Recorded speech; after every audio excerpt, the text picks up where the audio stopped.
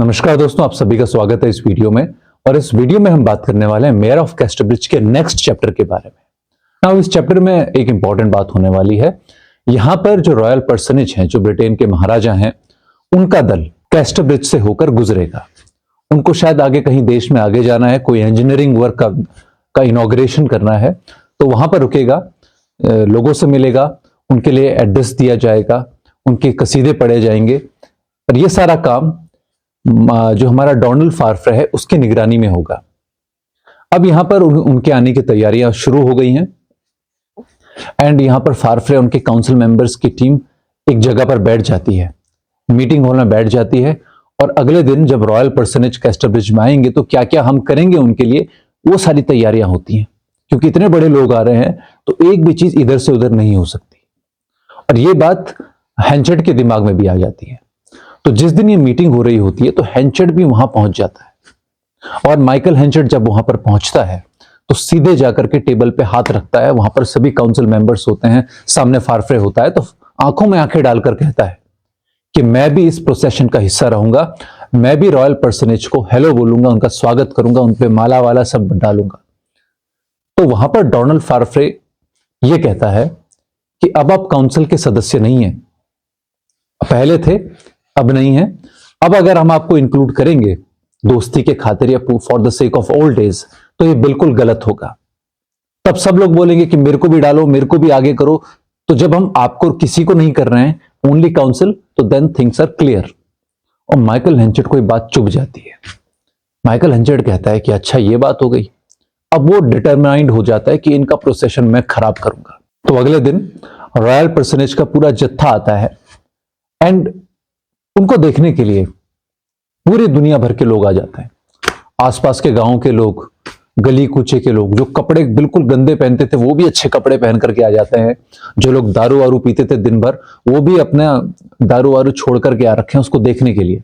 Because राजा को आप एक ही बार देख सकते हो, या राजा के किसी आदमी को एक ही बार देख सकते हो।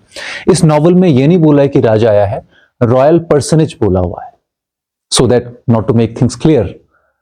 तो आजकल के दौर में तो हमारे जो बड़े लोग होते हैं, सेलिब्रिटीज होते हैं, मंत्री, प्रधानमंत्री, राष्ट्रपति होते हैं, हम उनको अपने मोबाइल फोन्स में देख लेते हैं।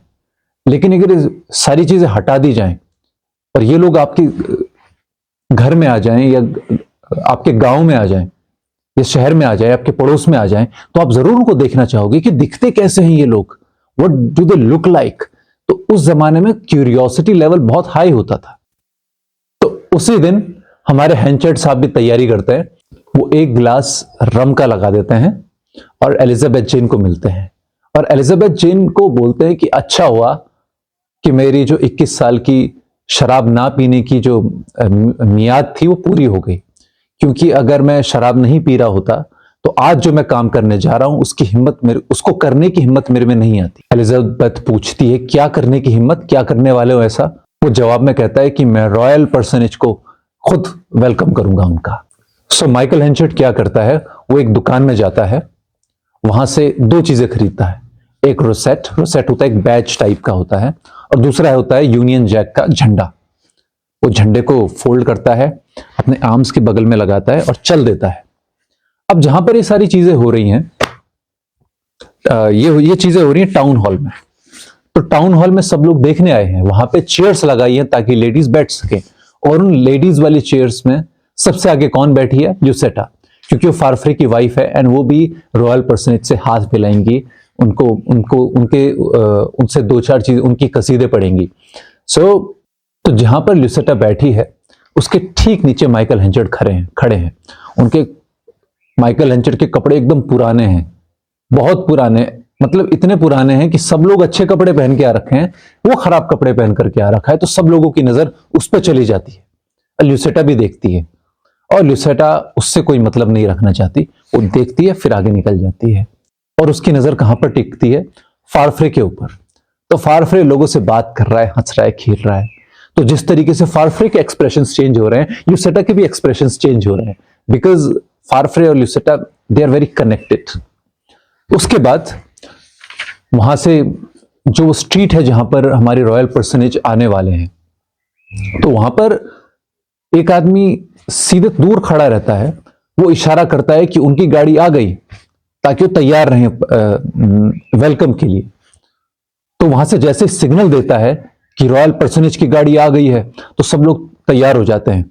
और क्या होता है कि जैसे वो गाड़ी आती है, जिस रोड पे गाड़ी आती है वो एकदम साफ होती है, और जैसे गाड़ी रुकती है, माइकल हेंचर्ड भीड़ में से निकल करके आ जाता है, जो रॉयल पर्सनेज होता है उसकी गाड़ी की तरफ आता है, उससे हाथ मिलाने की कोशिश करता है।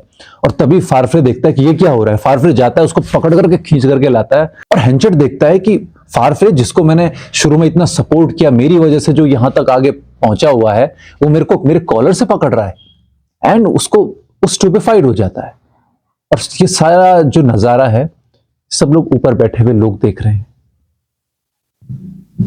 यहां पर ल्यूसेटा के साथ कुछ लेडीज बैठी हुई हैं। वो लेडीज कहती हैं कि ये तो वही आदमी है ना जिसने तुम्हारे हस्बैंड को हेल्प की थी जब वो शुरू शुरू में आए थे। हेल्प? कैसी हेल्प? नहीं नहीं, मेरा जो हस्बैंड फारफ्रे है, वो अपनी मेहनत के बल पे यहां पर पहुंचा हुआ है। माइकल हेंचर्ड हो या नहीं हो, मेरा हस्बैंड आज भी वहीं पर होता जिसका वो हकदार है। मेरा हस्बैंड जहां पहुंचा है, उसको वो डिजर्व करता है। इसके तुरंत बाद रॉयल पर्सनेज अपनी गाड़ी से उतरते हैं। उनको प्रिटेंड करना पड़ता है कि ये जो कुछ हुआ, ये हेंचर्ड फारफ्रे, ये हुआ नहीं। उनको फर्क नहीं पड़ता। वो जाते हैं, सब लोगों से मिलते हैं, फारफ्रे से मिलते हैं, ल्यूसेटा से मिलते हैं। उनके संबोधन में बहुत कुछ बातें कही जाती हैं, और आधे घंटे में ये सेरेमनी फिनिश हो जाती है और वो आगे बढ़ जाते हैं। पिछले चैप्टर में हमने देखा था कि मिक्सन लेन के कुछ लोगों को पता चल गया था कि ल्यूसेटा का लव लेटर वगैरह सब पढ़ लिए थे। तो वही ग्रुप यहां पर भी बात कर रहा है कि ल्यूसेटा और फारफ्रे तो हमारे बीच का आदमी था, अब तो ऊपर पहुंच गया है, अब वो उसकी इमेज पहले जैसी नहीं रही। और ल्यूसेटा के लिए भी वो बुरी बातें बोलते हैं कि इस औरत को हम नीचे गिरा के छोड़ेंगे, और वो स्किमिटी राइट की प्रैक्टिस करते हैं। लेकिन एक और ग्रुप होता है उन्हीं में से, वो कहता है कि हम क्यों करें। आई थिंक हमको तो पता भी नहीं है कि ये लेटर सही है कि गलत है, हमको कुछ नहीं पता कि बैकग्राउंड की इंफॉर्मेशन क्या है। ये लोग होते हैं कोनी, बसफोर्ड एंड लॉन्गवेज। ये डिसाइड करते हैं कि हम फारफ्रे को थोड़ा हम लेटर वेटर लिख देंगे, बिकॉज वो हमारे बीच का आदमी था जो अब ऊपर पहुंचा हुआ है, तो हम क्यों ल्यूसेटा के साथ इसको भी नीचे डुबाएं, और पहले तो हमको ये काम करने नहीं चाहिए। तो दो ग्रुप बढ़ जाते हैं। एक ग्रुप है जो फारफ्रे और ल्यूसेटा के साथ आई थिंक संवेदना रखता है। दूसरा ग्रुप है नैंस मॉकरिच, मदर कक्सम, जोशुआ जॉप। ये लोग फारफ्रे से नफरत करते हैं और ल्यूसेटा से भी नफरत करते हैं। तो जो दूसरा ग्रुप, नफरत करने वाला ग्रुप होता है, वो कहते हैं कि अब हम रात को, आज इन्होंने रॉयल पर्सनेज से हाथ मिलाया, रात को हम इनकी इज्जत को तार तार कर देंगे, स्किमिटी राइट निकालेंगे। एंड यहां पर ये चैप्टर फिनिश हो जाता है।